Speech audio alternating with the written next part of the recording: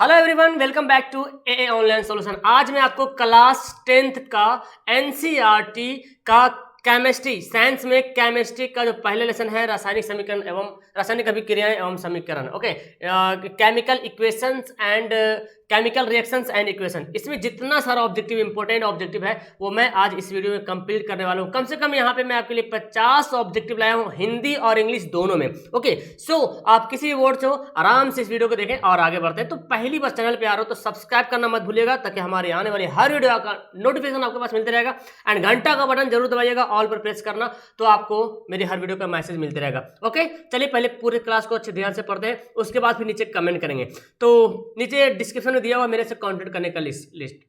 चलिए, सबसे पहले सवाल आपके सामने यहाँ पे दिख रहा है और इसका आंसर आप लोग बताएंगे। देखिए सवाल क्या बोलता है, सवाल को ध्यान से, इक्वेशन पढ़ना है, इक्वेशन को ध्यान से पढ़ना है। इक्वेशन बोलता है Na2SO4 और BaCl2, ये दोनों मतलब क्या हो रहा है, रिएक्शन हो रहा है, ठीक है ना। सोडियम सल्फेट और बेरियम सल्फेट जो मिल करके जब रिएक्शन हुआ तो बेरियम सल्फेट हो गया, यानी कि बेरियम जो है सल्फेट के साथ अभिक्रिया कर लिया और सोडियम जो है क्लोरीन के साथ, तो हो गया NaCl। तो बोलता है ये कौन सा रिएक्शन है, ये कौन सा अभिक्रिया है। देखिए ये दोनों जो है ना आयंस का ट्रांसफर कर रहा, आयंस जो स्थानांतरण हो रहा, आयनों का स्थानांतरण हो रहा, ठीक है ना। तो जब आयनों का स्थानांतरण होता है तो उसको बोलते हैं डबल डिस्प्लेसमेंट रिएक्शन, यानी कि द्विविस्थापन अभिक्रिया है। यानी कि इसका आंसर क्या हो जाएगा, सी इसका राइट आंसर हो जाएगा। ओके, समझ में आ रहा है सवाल को। आपने अभिक्रिया वाला समीकरण चैप्टर पढ़ा ध्यान से, इसका पूरा ऑब्जेक्टिव आपको ध्यान से देखना है, बस आपको पढ़ना है, ऑटोमेटिक आपके दिमाग में सेट हो जाएगा। आगे बढ़ते हैं, Zn+CuSO4। देखिए जिंक जो है सल्फर से अभिक्रिया किया, ठीक है ना। जिंक को सल्फर से अभिक्रिया करवाएं तो सल्फर को हटा दिया और जिंक यहाँ पे आ गया।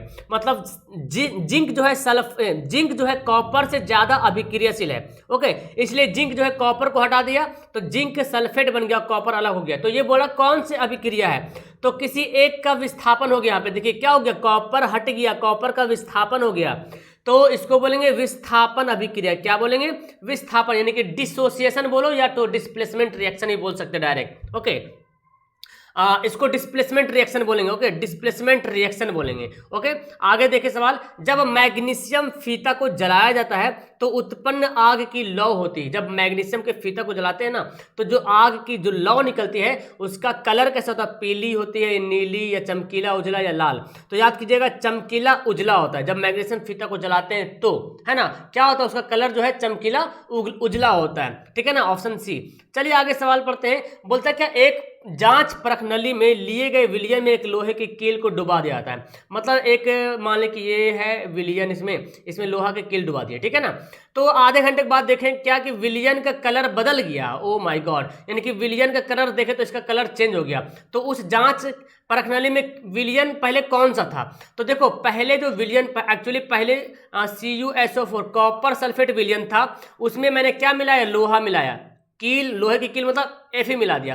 तो जब रिएक्शन हुआ तो लोहा जो कॉपर को हटा दिया, क्योंकि लोहा कॉपर से ज्यादा रिएक्टिव है। ओके, तो FeSO4 बन गया और कॉपर अलग हो गया। तो ये जो बना ना, इसका कलर हरा हो गया और जो पहले कलर था इसका कलर नीला था। सवाल बन सकता है कि कॉपर सल्फेट का कलर कैसा था, नीला था, ऐसे बोल रहा ना, नीले लिए गए लोहे की कील को डुबाया था, ऐसे नहीं बोल रहा है पे, तो नीला कलर का था। तो बोला उस विलयन में क्या था भाई, तो उस विलयन में कॉपर सल्फेट था। तो आपको याद रखना कॉपर सल्फेट का कलर कैसा था, नीला था, और जब लोहा डूबा तो क्या बन गया, फेरस सल्फेट बन गया। और फेरस सल्फेट का कलर कैसा होता है, हरा होता है। इसको हरा कशिश बोलते हैं, हरा थोथा बोलते हैं, ठीक है ना, और इसको नीला थोथा भी बोलते हैं। ओके, या नीला कशिश बोलते हैं, ठीक है। चलिए आगे, इसी का इंग्लिश में था, यहाँ पे ध्यान से देख लेना इंग्लिश वाले। आगे बढ़ते हैं, रासायनिक अभिक्रिया के दौरान किसी पदार्थ में ऑक्सीजन का ह्रास होना क्या कहलाता है। यानी कि रासायनिक जब अभिक्रिया होता है उसमें किसी पदार्थ में ऑक्सीजन का ह्रास होता है, यानी कि ऑक्सीजन हटता है और ऑक्सीजन आटता है, ऑक्सीजन त्यागता है और हाइड्रोजन का ग्रहण करता है, तो उसको क्या बोलते हैं, अपचयन बोलेंगे। क्या बोलेंगे, रिडक्शन बोलते हैं। यानी कि ऑक्सीजन का ह्रास होना अपचयन कहलाएगा और ऑक्सीजन का योग होना उपचयन कहलाएगा, ठीक है ना। चलो आगे सवाल दिख रहा है आपको, तो ये पता चल गया उसी सवाल से। रासायनिक अभिक्रिया के दौरान किसी भी पदार्थ में ऑक्सीजन का योग, ऑक्सीजन का जब योग होगा ना तो उसको क्या बोलेंगे, उपचयन अभिक्रिया बोलेंगे, ऑक्सीडेशन बोलेंगे। क्या बोलेंगे, उपचयन अभिक्रिया, उसको इंग्लिश में ऑक्सीडेशन कहते हैं। समझ में आ रहा है, यानी कि ऑक्सीजन का योग होगा तो उपचयन कहलाएगा और ऑक्सीजन का वियोग होगा या ह्रास होगा तो अपचयन कहलाएगा, ठीक है ना। ये दोनों पॉइंट आपको याद रखना है, दोनों पॉइंट बहुत इंपॉर्टेंट है। आगे सवाल देखें, शाक सब्जियों का विघटित होकर कंपोस्ट बनना किस प्रकार की अभिक्रिया है? तो शाक सब्जी जो होता है ना, वो जब छिलका वगैरह फेंक देते हैं तो कंपोस्ट बन जाता है। तो वो कौन सी अभिक्रिया होता है प्यारे? तो वो होता है ऊष्माक्षेपी अभिक्रिया। क्या होता है? ऊष्माक्षेपी रिएक्शन, ऊष्माक्षेपी अभिक्रिया होता है। इसको बोलते हैं एक्सोथर्मिक रिएक्शन, ठीक है ना, एक्सोथर्मिक रिएक्शन, ऊष्माक्षेपी अभिक्रिया। ठीक है, बहुत इंपॉर्टेंट सवाल, ये सवाल बहुत ही ज्यादा इंपॉर्टेंट, बहुत बार सवाल पूछा गया एग्जाम में। हालांकि जो भी सवाल मैं बता रहा हूं that is very very important. So हर सवाल को ध्यान से देखना है और हो सके तो नोट करना है। अगर आपको नोट नहीं करना है, पीडीएफ लेना है, तो नीचे देखिए नंबर जा रहा होगा, उस नंबर से मुझे कांटेक्ट कर सकते हैं। आगे उपचयन वह प्रक्रिया है, उपचयन कौन सा प्रक्रिया है बताओ? उपचयन ऑक्सीजन का योग होता है, बिल्कुल उपचयन में ऑक्सीजन योग होता है और हाइड्रोजन का वियोग होता है, दोनों बात सही है। ऑक्सीजन मिलता है और हाइड्रोजन निकलता है और इलेक्ट्रॉन का भी त्याग होता है। उपचयन अभिक्रिया में इलेक्ट्रॉन का त्याग होगा और अपचयन अभिक्रिया में इलेक्ट्रॉन का योग होगा। यानी कि ये तीनों काम जो है उपचयन अभिक्रिया होता है। ठीक है, तीनों प्रक्रिया जो है उपचयन अभिक्रिया में होता है। ठीक है, ऑप्शन हमारा क्या हो जाएगा? ऑल हो जाएगा। आगे सवाल देखिए क्या बोलता है, द्रव्यमान के संरक्षण के सिद्धांत। द्रव्यमान के संरक्षण के सिद्धांत क्या था? कि द्रव्यमान का द्रव्यमान का नाश नहीं होता है, बिल्कुल सही बात। द्रव्यमान, किसी भी वस्तु का जो द्रव्यमान होता है ना, जो मास होता है, वो नाश नहीं, बर्बाद नहीं होता है ना, तो उसका निर्माण होता है। ठीक है ना, यानी कि कुल द्रव्यमान अभिकारक तत्वों के कुल द्रव्यमान के तुल्य होता है। हम बोल सकते हैं इसका आंसर क्या है? इनमें से सभी, यानी कि सभी इसका राइट आंसर। द्रव्यमान के संरक्षण के सिद्धांत, ये तीनों पॉइंट इसका जो है सिद्धांत बनता है कि द्रव्यमान का ना तो नाश किया जा सकता है, ना तो निर्माण किया जा सकता है, और उत्पाद तत्वों में कुल द्रव्यमान अभिकारक तत्वों के कुल द्रव्यमान के बराबर होता है। ठीक है ना, चलो आगे सवाल देखो क्या बोलता है। ये बोलता है कि रासायनिक समीकरण जो देख रहे ये वाला ना, इसको संतुलित जब कर देंगे तो जल के अणुओं की संख्या कितना हो जाएगा? तो चलिए पहले संतुलित करते हैं। लोहा देखिए, ये बाएं, यहां से तीर से देखिए बाएं तरफ है, इधर दाएं तरफ। ठीक है ना, तो यहाँ पे लोहा 1 है, यहाँ पे देखो लोहा कितना है? 3 है। तो हम यहाँ पे क्या करेंगे? 3 लगा दें यहाँ पे। चलिए 3 लगा दिया मैंने। ठीक है ना, अब लोहा 3 हो गया, 3 हो गया। ऑक्सीजन देखो यहाँ पे 4 है और यहाँ पे ऑक्सीजन 1 है, हाइड्रोजन यहाँ पे 2 है। तो अगर मैं यहाँ पे 4 लिख दूं तो देखो ऑक्सीजन 4 हो जाएगा, लेकिन हाइड्रोजन 4 दूना 8 हो जाएगा ना, तो हमको यहाँ पे 4 लगाना पड़ेगा। यानी कि क्या बन गया? 3Fe + 4H2O, ये हो गया, और Fe3O4 और देखो 4H2। अब देखो मिलाओ, देखो यहाँ पे लोहा 3, लोहा 3, ऑक्सीजन 4, ऑक्सीजन देखो 4 हो गया ना, और हाइड्रोजन 4 दूना 8, यहाँ भी 8। तो बोलता क्या है कि जल के अणुओं की संख्या, तो जल कितना है? H2O तो जल होता है, ये कितना पीस है? देखो तो 4, शुरू में 4 लग गया ना, तो जल के अणुओं की संख्या कितना हो गया? 4 हो गया। ठीक है ना, तो आपको पता होना चाहिए फॉर्मूला, जल का फॉर्मूला क्या होता है। देखिए सवाल, जब लेड नाइट्रेट को गर्म करते हैं तो NO2 गैस धुआं प्राप्त होता है। ठीक है ना, क्या होता है? NO2 गैस निकलता है। तो धुआं का कलर कैसा होता है? जब लेड नाइट्रेट जो होता है ना, लेड नाइट्रेट, उसको जब गर्म कीजिएगा तो नाइट्रोजन डाइऑक्साइड गैस निकलेगा। तो उस गैस का कलर कैसा होगा? याद कर लीजिएगा, भूरे रंग का होता है। कैसा होता है? ब्राउन कलर होता है। ठीक है ना, ब्राउन कलर, भूरे। आगे सवाल देखिए, ये देखिए सवाल AgCl यानी कि सिल्वर क्लोराइड। अब जब इसमें सूर्य का प्रकाश लग गया, यानी कि धूप में जब इसको रख देंगे तो सिल्वर अलग हो जाएगा, क्लोरीन अलग हो जाएगा। ठीक है ना, सूर्य के प्रकाश में यह रसायन अभिक्रिया किस प्रकार की है? तो ये जो सूर्य के प्रकाश में जो अभिक्रिया हो रहा, क्या हो रहा? टूट रहा ना, सिल्वर क्लोराइड था, इसको जब धूप में रखें तो सिल्वर अलग हो गया, क्लोरीन अलग हो गया। तो देखिए टूट रहा ना, इसको बोलते हैं वियोजन। क्या बोलेंगे? और वियोजन की जगह पे अपघटन दिया तो हम अपघटन भी लिखेंगे। ठीक है ना, यानी कि डिकम्पोजिशन रिएक्शन, अपघटन। जब कोई पदार्थ ना उस जब अभिक्रिया के बाद 2 या 2 से अधिक भागों में टूट जाता है तो उसको क्या बोलेंगे? अपघटन या तो वियोजन बोल सकते हैं। ठीक है ना, टूटना बोलेंगे। चलो क्लियर है, समझ में आ रहा? सभी पॉइंट को नोट करेंगे अगर आप नोट करने के सक्षम है तो।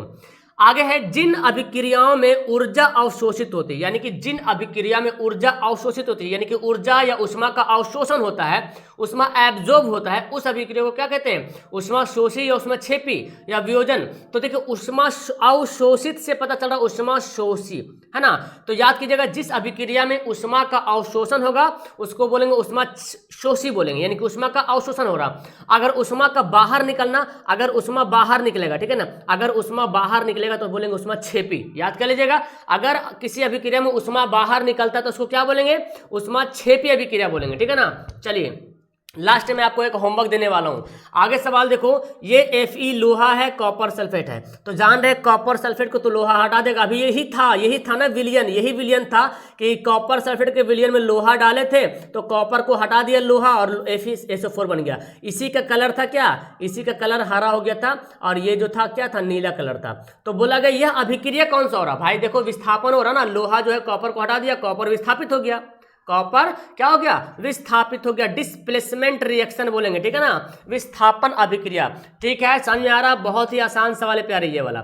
चलिए देखिए सवाल क्या बोलता है, इनमें से किसका अपचयन होता है। अब देखो अपचयन का मतलब क्या होता है, जिसमें वैसी अभिक्रिया, अपचयन के मतलब समझ रहे ना, ऑक्सीजन का त्याग होना, ऑक्सीजन हटेगा। तो अपचयन किसका हो रहा है, देखो CuSO4 कॉपर ऑक्साइड है, कॉपर ऑक्साइड से कॉपर देखो हट गया, कॉपर ऑक्साइड से ऑक्सीजन हट गया, देखो CuO कॉपर ऑक्साइड है CuO, और कॉपर ऑक्साइड से कॉपर हट गया, ये ऑक्सीजन हट गया, तो ऑक्सीजन त्याग रहा ना, कॉपर ऑक्साइड से क्या हो रहा, ऑक्सीजन हट रहा, तो क्या हट रहा, ऑक्सीजन हट रहा, किससे हट रहा, कॉपर ऑक्साइड से आ रहा, इसलिए अपचयन यहाँ पे किसका हो रहा, कॉपर ऑक्साइड का जो है अपचयन हो रहा। मतलब ये समझो कि जिससे ऑक्सीजन हटेगा उसका अपचयन होगा, और जिसमें ऑक्सीजन जुड़ेगा उसको बोलेंगे उपचयन। जैसे कि देखो H2SO4 में जुड़ रहा तो इसको क्या बोलेंगे, उपचयन बोलेंगे, लेकिन हमको यहाँ पे अपचयन बोला जा रहा है, ठीक है। अब देखिए यहाँ पे बोलता है Cu कॉपर है और O2 है, कॉपर ऑक्साइड बन गया, इस अभिक्रिया में Cu का हो रहा। अब ध्यान से देखो, कॉपर था, कॉपर में ऑक्सीजन आके मिल गया, क्या मिला, कॉपर में ऑक्सीजन मिला, तो जिसमें ऑक्सीजन मिलेगा, अभी मैंने क्या बताया, जिसमें ऑक्सीजन मिलेगा उसको बोलेंगे क्या, उपचयन। अभी आपने पढ़ा ऑक्सीजन का जिसमें योग होता है उसको उपचयन अभिक्रिया कहते हैं, और जिसमें ऑक्सीजन का वियोग होता है उसको अपचयन अभिक्रिया कहते हैं। तो यहाँ पे उपचयन कौन हो रहा, CuO जो है उपचयन हो रहा, क्योंकि Cu में कॉपर में ऑक्सीजन आके मिल रहा, ठीक है ना, और यहाँ पे CuO जो है क्या हो रहा, अपचयन हो रहा, क्योंकि CuO से O जो है हट गया, ऑक्सीजन हट गया। ये दोनों पॉइंट को ध्यान से समझ लीजिएगा, ठीक है ना। चलो आगे सवाल देखो, ये तो वही था, वे अभिक्रियाएं जिसमें अभिकारकों के बीच आयनों का आदान प्रदान होता है, समझ रहे ना, अभी मैं ये डिफिनेशन मैंने बताया था, अभिकारकों के बीच आयनों का आदान प्रदान होता है। अभिकारक किसको बोलते हैं, रासायनिक अभिक्रिया में भाग लेने वाले पदार्थ को अभिकारक कहते हैं। अब उसमें अगर आयन का एक्सचेंज होगा ना, आयन का एक्सचेंज अगर होगा तो उसको क्या बोलेंगे, द्विविस्थापन अभिक्रिया, डबल डिस्प्लेसमेंट रिएक्शन, जो अभी आगे आपने पढ़ा था। चलो आगे देखो सवाल बोलते हैं, लोहे की नई चमकीली हो, लोहे की नई वस्तु चमकीली होती है। हाँ जाहिर सी बात है भाई, लोहा जब नया नया लाते हैं, छड़ खरीद के, छड़ जब खरीदते हैं तो चमकीला होता है कि नहीं, लेकिन कुछ समय बाद देखते हैं कि वायु में जब छोड़ देते हैं ना खुला, तो उसमें लालिमा मुक्त युक्त जो भूरे कलर का परत चढ़ जाता है, मतलब जंग टाइप का लग जाता है ना। इस प्रक्रिया को क्या बोलते हैं, इस प्रक्रिया को क्या बोलेंगे, जंग लगना या संरक्षण या ऑक्सीकरण। यानी कि हमको केमिस्ट्री के भाषा में बताना तो इसको क्या बोलेंगे, ऑक्सीकरण बोलेंगे, क्योंकि लोहा में ऑक्सीजन आके जुड़ गया, उसी को तो बोलते हैं। अरे उपचयन और ऑक्सीकरण उसी को बोलते हैं, नोट कर लो तुम लोग बात को, है ना। उपचयन को ही बोलेंगे क्या, ऑक्सीकरण, उपचयन को बोलेंगे ऑक्सीकरण, ठीक है ना, और अपचयन को अवकरण बोलेंगे, ठीक है ना। उपचयन को ऑक्सीकरण बोलेंगे और अपचयन को अवकरण बोलेंगे, ठीक है। तो यहाँ पे क्या हो रहा, लोहा का ऑक्सीकरण हो रहा। ये किस प्रकार के, जंग लगना कोई प्रक्रिया थोड़ी ना, अभी आपने पढ़ा केमिस्ट्री में, केमिस्ट्री में अपने क्या संक्षारण अभिक्रिया पढ़ेगा, ऑक्सीकरण, तो यहाँ पे ऑक्सीकरण अभिक्रिया हो रहा, ठीक है ना। चलिए आगे सवाल बोलता है, बाजार में बिकने वाली चिप्स की थैली में ऑक्सीजन गैस निकालते हैं और उसमें कौन सी गैस भरते हैं। यानी कि चिप्स से जो होता है ना, चिप्स से जो खाते हैं उसमें जो गैस भरा होता है, एक्चुअली उसमें से नाइट्रोजन, हाइड्रोजन, ऑक्सीजन को निकालते हैं और नाइट्रोजन भर देते हैं, क्योंकि नाइट्रोजन गैस जो उसको सुरक्षित रखती है, उसको टाइट रखती है। जिस तरह कभी भी 10 दिन बाद भी खाते हैं तो देखते हैं पूरा टाइट रहता है, मुच मुच करता है ना, तो इसीलिए नाइट्रोजन गैस। अगर ऑक्सीजन भर देंगे तो क्या होगा, वो उसको क्या बोलते हैं, मनसुआ आ जाएगा, एकदम मजा नहीं आएगा। चलो आगे बोलते हैं, नाइट्रोजन कम सक्रिय, बिल्कुल बात है, नाइट्रोजन जो है कम सक्रिय, ये रिएक्शन नहीं करता नाइट्रोजन, ठीक है ना, इसीलिए तो उसको रखते हैं ना, सामान सुरक्षित करने में रखते हैं, यानी कि ये रिएक्शन नहीं करता नाइट्रोजन। इसका उपयोग कहाँ करते हैं, संरक्षण में क्या आता है, या संरक्षण में नहीं क्या आता है, या स्वादिष्ट बनाने में नहीं भाई, नाइट्रोजन जो है कम सक्रिय, इसीलिए इसका उपयोग करते हैं, किस लिए, संरक्षण में करते हैं, यानी कि जो भी खाने वाला जो सामान है ना उसको बचाने के लिए करते हैं, ताकि वो सुरक्षित रहे, क्योंकि नाइट्रोजन अभिक्रिया कम करता है, नहीं के बराबर करता है, ठीक है, समझ रहे। और ऑक्सीजन नाइट्रोजन से ज्यादा अभिक्रिया करता है, चलो आगे सवाल देखो। जब कोई पदार्थ विघटित होता है यानी कि विघटित हो जाता है, टूटता है और अन्य पदार्थों में अलग अलग गुण वाले नया पदार्थ का निर्माण करता है, उसे क्या कहते हैं? तो ये सिंपल सा रासायनिक अभिक्रिया का ही डिफिनेशन है कि जब कोई पदार्थ विघटित होकर दो या दो से अन्य पदार्थों में क्या होता है, टूट कर जो है अनेक अलग अलग गुण में जो है ना निर्माण करता है। क्या रासायनिक अभिक्रिया का ये तो डिफिनेशन भी था कि जब कोई पदार्थ विघटित होकर टूटकर या तो जुड़कर बोलो है ना अन्य पदार्थ से क्रिया कर या अन्य पदार्थ से क्रिया करेगा और एक नया पदार्थ बनेगा, उसका गुण वगैरह सब अलग होगा, उसको क्या बोलेंगे? रासायनिक अभिक्रिया बोलेंगे। एकदम टनाटन है ना, पूरा पक्का तरीके से आपको बनाने आ रहा एकदम अच्छी तरीके से। ओके चलो आगे सवाल, संगमरमर का सूत्र बताओ। बहुत अच्छा सवाल है प्यारे, यहाँ पे मैं आपको बता देता हूँ। संगमरमर कैल्शियम कार्बोनेट है ना, इसका देखो नाम है कैल्शियम कार्बोनेट। संगमरमर का सूत्र क्या होता है? कैल्शियम कार्बोनेट होता है। और CaO देख रहे कैल्शियम ऑक्साइड है, ये क्या है? ये है बूझ, इसको बोलते हैं कली चूना। क्या बोलते हैं? कली चूना। हाँ जी, कली चूना बिना बूझा यानी कि जब ढिक्का ढिक्का रहता तो। और ये जो देख रहे कैल्शियम हाइड्रोक्साइड, ये बूझा हुआ चूना यानी कि कली चूना पे जब पानी डाल देंगे ना, बूझा हुआ चूना, बूझा चूना लिखते हैं, जब कली चूना पे पानी डाल देंगे तो CaO बन जाएगा। ये तो समझ रहे आप। चलिए आगे बढ़ते हैं जी, आगे बढ़ते क्या बोलता है? वैसी अभिक्रिया जिसमें ऑक्सीकरण और अवकरण दोनों साथ साथ होते हैं। बहुत अच्छा सवाल है, यानी कि ऑक्सीकरण यानी कि उपचयन और अपचयन, समझ रहे ना? फिर से मैं बताता हूँ, ऑक्सीकरण को क्या बोलते हैं? ऑक्सीकरण को उपचयन भी कहते हैं प्यारे, और अवकरण को अपचयन, ठीक है ना, अपचयन। ये दोनों बात याद कर लीजिएगा, कभी ऐसा कंफ्यूजन मत हो जाए कि उपचयन किसको बोलेंगे अपचयन किसको बोलेंगे। तो ऑक्सीकरण को उपचयन बोलते हैं, वह यानी कि ऑक्सीजन का योग होना, और अवकरण में ऑक्सीजन निकलेगा उसको अपचयन बोलेंगे। तो जब ये दोनों प्रक्रिया एक साथ होगा तो उसको क्या बोलेंगे? रेडॉक्स अभिक्रिया। क्या बोलेंगे जी? रेडॉक्स अभिक्रिया बोलेंगे। ठीक है, चलिए आगे देखिए, ऑक्सीकारक यहाँ पे कौन है? ऑक्सीकारक है ना, ऑक्सीकारक यहाँ पे कौन है? तो याद कर लीजिएगा, ऑक्सीकारक यहाँ पे ऑक्सीजन जो है ऑक्सीकारक है, ठीक है ना, क्योंकि ऑक्सीजन बाहर निकलता है तो यहाँ पे ऑक्सीकारक हो जाएगा, ठीक है ना। ऑक्सीजन का बाहर निकलना, ये एक इक्वेशन दिया हुआ था किताब में, तो वहाँ देखेंगे तो आपको पता चल जाएगा। तो अब देखो यहाँ पे HO2 जो है ऑक्सीकारक हो गया, इसका मतलब हाइड्रोजन H2S और CO क्या हो जाएगा? अवकारक हो जाएगा। एकदम दोनों पॉइंट को याद करेंगे। जब ऑक्सीजन जो है ऑक्सीकारक, क्या है? ऑक्सीजन क्या है? ऑक्सीकारक है, ठीक है ना। तो हाइड्रोजन हो जाएगा, हाइड्रोजन सल्फाइड हो जाएगा, और कार्बन मोनोऑक्साइड हो जाएगा, ये क्या हो जाएगा? अवकारक हो जाएगा। आगे सवाल बोलता है अंगूर का किण्वन करना। बताओ, अंगूर से जो किण्वन करते हैं, जो अंगूर से शराब बनाते हैं ना, शराब बनाते हैं तो अंगूर का किण्वन क्या होता है? अंगूर का जब शराब बनता है ना तो अंगूर का क्या करते हैं? किण्वन करते हैं, उसको गला सड़ा करके बहुत अलग केमिकल टाइप से बनाते हैं तो जाके शराब बनता है। तो जो किण्वन होता है वो कौन सा अभिक्रिया है? उसको बोलते हैं रासायनिक अभिक्रिया। रासायनिक अभिक्रिया किसको बोलते हैं प्यारे? मतलब सिंपल सा भाषा में समझो कि जब हम किसी चीज को किसी दूसरी चीज में परिवर्तन करते हैं केमिकल के हिसाब से, है ना, क्या करते हैं? केमिकल के हिसाब से, फिर दोबारा वो अपना पहले रूप में नहीं आ सकता है। अगर अंगूर को किण्वन करके शराब बना देंगे तो फिर शराब से अंगूर नहीं बन पाएगा ना, बिल्कुल नहीं बन पाएगा, ठीक है ना। तो ये हो जाएगा अंगूर का किण्वन। जैसे कि दूध से दही बनना, फिर दही से दूध बनेगा? नहीं बनेगा। तो ये हो जाएगा रासायनिक परिवर्तन, ठीक है।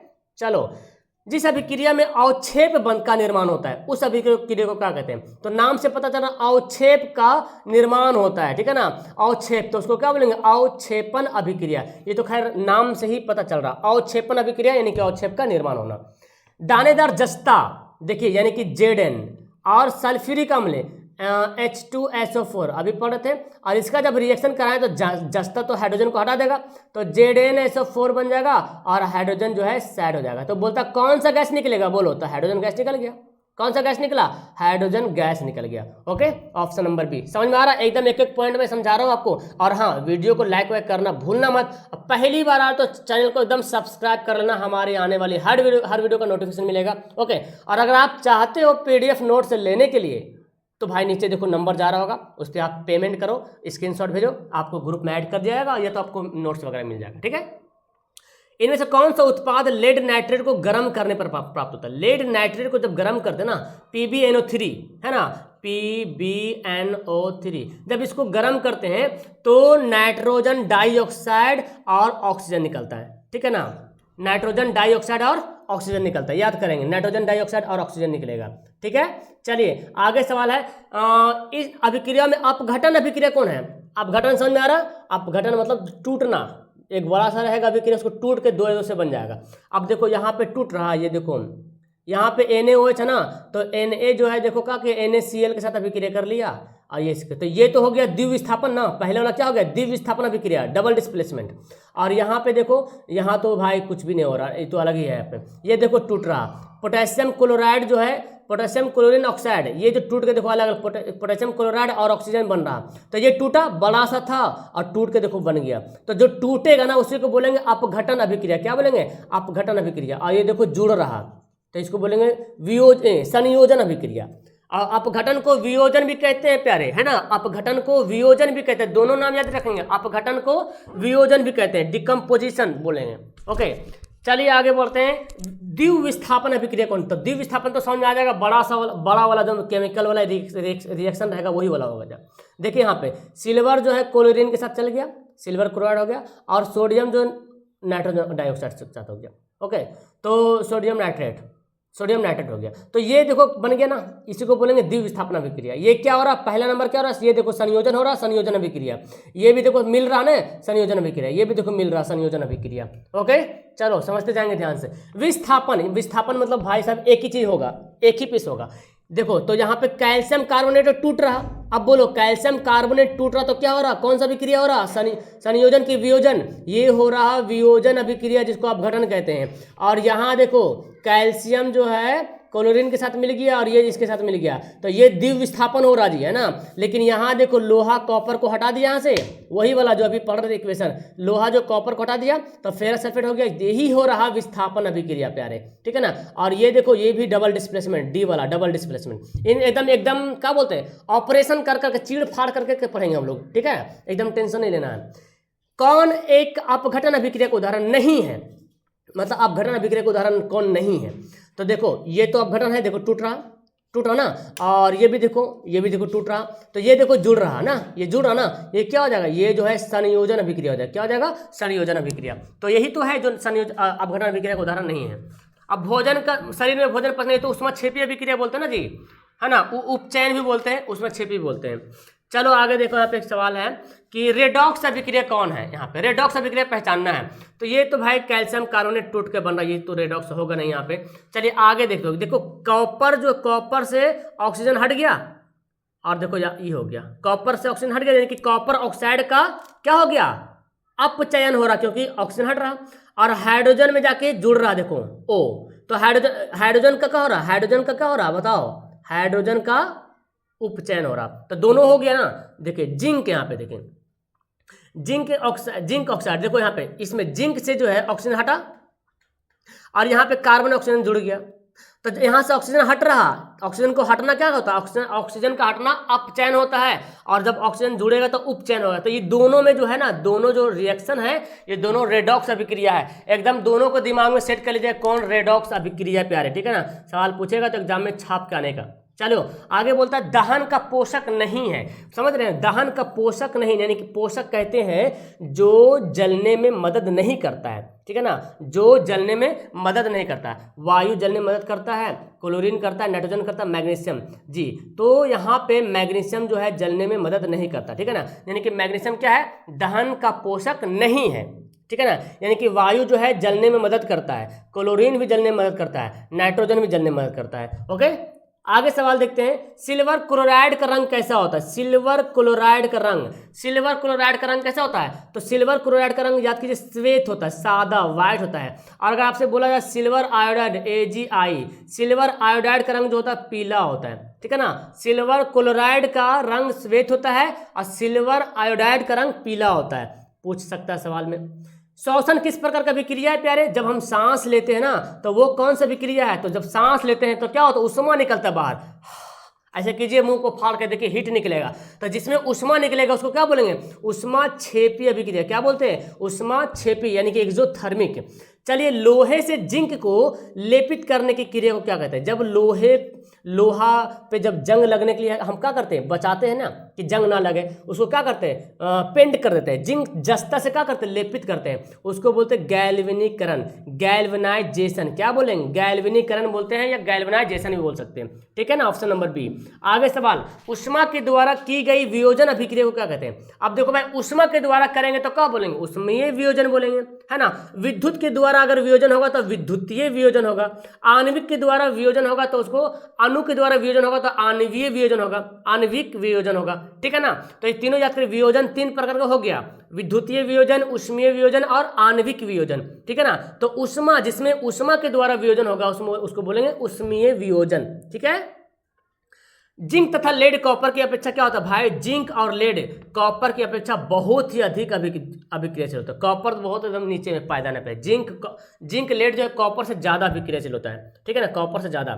चलो आगे सवाल यहाँ पे, कौन सूर्य के प्रकाश में अपघटित होता है, यानी कि टूटता है? तो आपने तो पढ़ा एक ठो Ag, silver bromide, silver chloride भी टूटा था ना, सिल्वर क्लोराइड भी टूटा था और सिल्वर ब्रोमाइड भी टूटता है। यानी कि सिल्वर ब्रोमाइड को धूप में रख देंगे तो सिल्वर अलग और ब्रोमीन अलग हो जाएगा। उस तरह से सिल्वर क्लोराइड को भी धूप में रखेंगे तो सिल्वर अलग और क्लोरीन अलग हो जाएगा, ठीक है ना। तो हमारा आंसर क्या हो जाएगा, डी हो जाएगा। आगे सवाल, कौन सा पदार्थ बिना ज्वाला के जलता है? यानी कि ऐसा पदार्थ का नाम बताओ जिसको जलाने पे ज्वाला निकलता है, ज्वाला, है ना। मोमबत्ती तो जलाते देखिए ज्वाला निकलता है ना, केरोसिन भी, तेल से भी जलाएंगे तो ज्वाला निकलेगा, मीथेन गैस से भी ज्वाला निकलेगा। कोयला को जलाते हैं तो देखते हैं एकदम शांतिपूर्वक एकदम धां धां आग देता हो, है ना, एकदम शांति, ज्वाला भी नहीं निकलेगा लेकिन पूरा लह लह एकदम आग निकलेगा, है ना। तो ये बिना ज्वाला जलता है। आगे, शरीर में भोजन का पचना किस प्रकार की अभिक्रिया बताओ? शरीर में जो भोजन पचता है उसको बोलते हैं ऑक्सीकरण अभिक्रिया, क्योंकि ऑक्सीजन की वजह से जो है टूटता है ना। तो ऑक्सीकरण अभिक्रिया, ऑक्सीजन का वहां पे योग होता है तभी तो हमारा भोजन जो है कार्बोहाइड्रेट में टूटता है, ठीक है ना। तो शरीर में भोजन का पचना जो है कौन सा अभिक्रिया है, ऑक्सीकरण अभिक्रिया है। आगे सवाल देखिए, रासायनिक अभिक्रियाओं को व्यक्त करते हैं, जो रासायनिक अभिक्रिया लिखते हैं कैसे लिखते हैं, समीकरण के द्वारा लिखते हैं, है ना जी। रासायनिक अभिक्रिया में कैसे लिखते हैं, समीकरण को लिखते हैं, जैसे H2 और O2 क्या बन गया, H2O बन जाता है, ठीक है ना। तो हम कैसे लिखें, ये समीकरण के द्वारा लिखें, ओके। अब यहाँ पे देखना, संतुलित असंतुलित कौन है यहाँ पे, इनमें से असंतुलित है। तो देखो यहाँ पे हाइड्रोजन, देखो बाएं तरफ हाइड्रोजन 2, क्लोरीन 2, तो ये संतुलित है, ठीक है ना। पोटेशियम 2, क्लोरीन 2, क्लोरीन भी 2, और O कितना है 3 और दूना 6, यहाँ देखो 3 दूना 6, यानी कि ये भी सही है, ठीक है ना। यहाँ देखते हैं हाइड्रोजन 4, यहाँ पे देखो हाइड्रोजन 4, ऑक्सीजन 2, यहाँ पे 2, ठीक है, तो यही होगा, है ना। यहाँ पे देखो नाइट्रोजन देखो कितना है, नाइट्रोजन देखो 2 है, यहाँ पे देखो नाइट्रोजन 1 है, हो गया असंतुलित, यानी कि ऑप्शन क्या हो जाएगा, सी हमारा राइट आंसर होगा। अब यहाँ आपको संतुलित समीकरण निकालना है, संतुलित समीकरण देखिए, लोहा 1, क्लोरीन 2, बिल्कुल, तो हमारा आंसर तो यही हो जाएगा। अच्छा देखते हैं, देखो लोहा 1, देखो लोहा 2, तो ये ना हो गया ना। अब इस तरह से ये भी गलत हो, तो ऑप्शन हमारा ए जो है बिल्कुल राइट आंसर हो जाएगा। क्लियर है, आगे बढ़े। आगे सवाल होता है, कैल्शियम कार्बोनेट को जब गर्म करते हैं, कैल्शियम अरे भाई साहब वही है CaCO3, जब इसको हीट करेंगे तो CaO बन जाएगा और CO बन जाएगा ना, तो क्या बन गया CO2। तो कैल्शियम कार्बोनेट को गर्म किए तो कैल्शियम ऑक्साइड बन गया और कार्बन डाइऑक्साइड बन गया। तो किस प्रकार का अभिक्रिया है, टूट रहा ना, ये जो है कैल्शियम कार्बोनेट को गर्म किया तो टूट गया, तो टूटने को क्या बोलेंगे, अपघटन बोलेंगे, वियोजन ही बोलते हैं। ये दोनों बात याद कीजिए, कहीं कहीं भी दे देगा वियोजन संयोजन तो याद कीजिएगा, अपघटन को वियोजन भी कहते हैं। चलो आगे बढ़ते हैं। क्लोरोफिल और सूर्य के प्रकाश की उपस्थिति में पौधे वायु से कार्बन डाइऑक्साइड गैस एवं पृथ्वी से जल संग्रहण करके अपना भोजन तैयार करते हैं, ठीक है ना। तो उसको क्या बोलते हैं, ओके।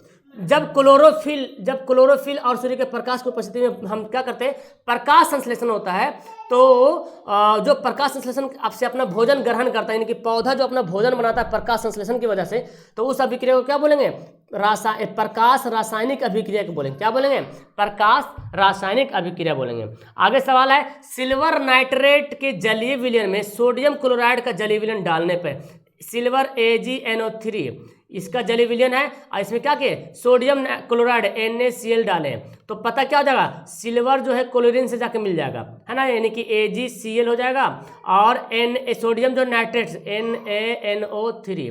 तो कौन सा विक्रिया हो रहा है, देखो भाई साहब आयनों का विस्थापन हो रहा ना, तो यहाँ पे तो क्या बन रहा, NaCl है ना, सिल्वर नाइट्रेट जलीय विलयन में सोडियम क्लोराइड NaCl का जलीय विलयन डालने पे सिल्वर क्लोराइड, देखो सिल्वर क्लोराइड पता चल रहा। अब यहाँ पे सिल्वर क्लोराइड बन जा रहा, तो यहाँ पे तो द्वितीय विस्थापन अभिक्रिया हो रहा, लेकिन अब यहाँ पे ऐसा नहीं, तो हम क्या करेंगे, इसको अवक्षेपण बोल सकते हैं, क्योंकि ये सिल्वर क्लोराइड का अवक्षेप बनता है, जाके जमा हो जाएगा नीचे में। ये आपने पढ़ा किताब में दिया हुआ है एक प्रयोग में, ठीक है ना। तो इसको हम अवक्षेपण बोलेंगे। ऐसे तो ये द्वितीय विस्थापन डबल डिस्प्लेसमेंट रिएक्शन भी कहलाएगा, लेकिन ऑप्शन में नहीं है, तो हम अवक्षेपण भी कहलाएगा। डबल डिस्प्लेसमेंट रिएक्शन और अवक्षेपण इसको बोल सकते दोनों को। ओके, आगे है अवकारक गुण कौन है। अभी ऑक्सीकारक पढ़ा, अवकारक यहाँ पे क्या हो जाएगा, H2O है ना, हाइड्रोजन सल्फाइड, ये क्या हो जाएगा, अवकारक, यानी कि H2SO4 ऑक्सीकारक कहलाएगा। O2 तो ऑक्सीकारक पढ़े थे, HNO3 है ना, हाइड्रोजन नाइट्रेट जो है वो क्या हो जाएगा, ऑक्सीकारक हो जाएगा। चलो आखिरी सवाल यहाँ पे, फिर आपको होमवर्क देंगे हम। समीकरण जो आपको दिख रहा है, ये कौन सी विक्रिया है, देखो ये दोनों जुड़ रहा और जुड़ करके एक चीज बनाया, नया बन गया ना, कॉपर ऑक्सीजन मिला तो कॉपर ऑक्साइड बन गया। तो जुड़ना क्या होगा, जुड़ना को क्या बोलेंगे। अब यहाँ पे तो संयोजन नहीं दिया, चलो देखते हैं। तो कॉपर में ऑक्सीजन जुड़ रहा ना, देखो कॉपर से क्या और ऑक्सीजन जुड़ रहा, कॉपर में ऑक्सीजन जुड़ेगा तो इसको क्या बोलेंगे, इसको हम बोलेंगे ऑक्सीकरण बोल सकते हैं, है ना। हालांकि इसको हम क्या बोल सकते हैं, संयोजन ही बोल सकते हैं, लेकिन यहाँ पे नहीं दिया हुआ है, तो हम यहाँ पे ऑक्सीकरण ही बोलेंगे। यहाँ पे ऑप्शन के हिसाब से आपको लगाना आंसर, ठीक है ना। अब देखो अगर आप घटन तो होगा नहीं, टूट तो नहीं रहा, हाँ जुड़ रहा जरूर, तो इसको संयोजन जरूर बोलेंगे, लेकिन यहाँ पे ऑप्शन में नहीं है, तो ऑक्सीकरण भी तो हो रहा ना भाई, कि कॉपर में ऑक्सीजन जाके जुड़ जा रहा, जिसमें ऑक्सीजन का योग होता है उसको क्या बोलते हैं, ऑक्सीकरण अभिक्रिया बोलते हैं। तो यहाँ पे मैंने टोटल 50 सवाल करा दिया आपके लिए। होमवर्क यहाँ पे ये सवाल है कि उष्माक्षेपी अभिक्रिया किसको कहते हैं, फटाफट डिस्कशन में इसका डिफिनेशन लिखो, ठीक है ना। और मुझे बताओ कि क्या तुमको याद है कि नहीं। आपने 50 में कि इससे कितना सही आंसर बनाया, नीचे एकदम ईमानदारी पूर्वक कमेंट करना, और उष्माक्षेपी को ओके इसका डिफरेंस लिखो। और अगर देखो आपको अगर पीडीएफ लेना है तो 82 10 42 32 00 ये नंबर है, आपको स्क्रीन के नीचे जा भी रहा होगा। इस पर तुमको 250 रुपये आपको पे करना होगा। ये 250 में पूरे साल तक पीडीएफ आपको, नोट्स पीडीएफ हर लेसन सब्जेक्टिव का मिलते रहेगा, हर सब्जेक्ट का, ओके हर सब्जेक्ट का मिलते रहेगा। ओके तो वीडियो क्लास करें आप, इस क्वेश्चन को हमारे वेबसाइट में भी पढ़ सकते हैं, डिस्क्रिप्शन में वेबसाइट का लिंक दिया हुआ है, ठीक है ना। आप गूगल पे सर्च करो aaonlinesolutionofficial.com, ठीक है ना, वहाँ पे जाओ और वेबसाइट को सर्च करो, वहाँ पे मिल जाएगा। नहीं तो मैं आपको यहाँ पे बता सकता हूँ, गूगल खोलो और गूगल में सर्च करो aaonlinesolutionofficial.com, ठीक है ना। देखिए इसको खोलेंगे aaonlinesolutionofficial.com, आपको यहाँ पे दिख रहा होगा, ठीक है ना। तो यहाँ पे आ जाएगा, आने के बाद देखो ये वाला आ गया भाई साहब, ये देखो ये आ गया ना, इसको खोल लेना है। खोलने के बाद एकदम सिंपली से नीचे जाना है और नीचे देखो यहाँ पे आप जाके ऑनलाइन टेस्ट वेस्ट दे सकते हो, ठीक है ना, टेस्ट वगैरह दे सकते हो। नीचे जाओ, नीचे जाने के बाद देखो आपको साइंस में जाओ, साइंस में आपको केमिस्ट्री पढ़ना ना, ऐड को काट देना, केमिस्ट्री पढ़ना है, केमिस्ट्री जाके फटाफट जल्दी से केमिस्ट्री वाला ऑप्शन खोलो। देखो केमिस्ट्री का ऑप्शन खोल देते हैं, केमिस्ट्री, और केमिस्ट्री खोलने के बाद आपको यहाँ पे देखो मिल जाए, केमिस्ट्री का चैप्टर आपको दिख जाएगा। देखो रासायनिक अभिक्रिया समीकरण सब कुछ दिख रहा है ना, ऑब्जेक्टिव सब्जेक्टिव जो पढ़ना है यहाँ पे जाके तुम पढ़ सकते हो। ओके तो वीडियो कैसी लगी नीचे कमेंट करके बताना, अब बताना, अपने दोस्तों को शेयर करना, और हाँ सब्सक्राइब लाइक एकदम शेयर वगैरह ये सब धुन के करते रहो। ओके मिलता हूँ नेक्स्ट वीडियो में।